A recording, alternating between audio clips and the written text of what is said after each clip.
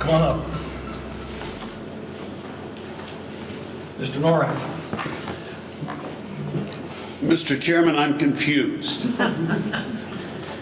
A year ago, I came here to this same meeting at Courier, and I got my initial education in policy governance.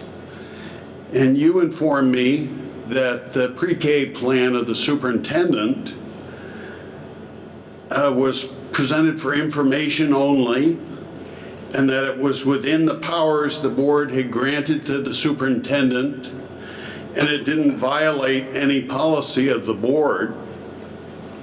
You also informed me that as a board, you considered things on a higher level, a policy level. So I was shocked and amazed by that statement, that this board would think that a decision to reduce some students' pre-K time by 60% was beyond their capacity to deal with. So I guess I should be happy to see that you're talking about these things now.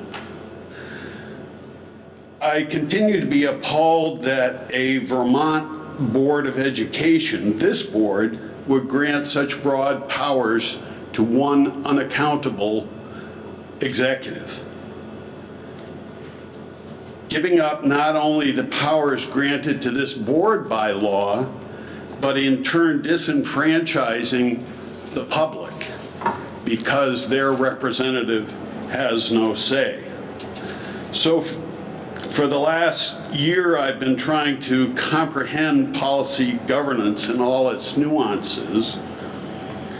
And it baffles me that a year ago, this was something you couldn't decide, yet here we are tonight where you're talking about some action this board will take to approve or amend what's been presented to you by the superintendent. So tell me, which is it? Are you a policy governance board or aren't you? Would anybody else like to take a crack at that? I don't think we need to answer that question. Thank you for your comment. It's very interesting. Well, it's appalling to me that there is no accountability, and I don't see it happening. I see you gnashing month after month on issues, but I don't see this board really taking any action that affects the education of children.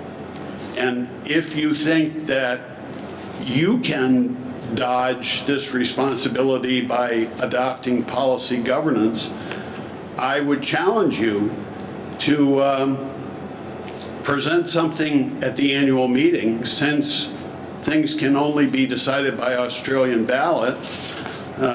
It would take some artful wording on your part, but to see whether the people of this district approve of a system where the board has given up all of this authority to one individual.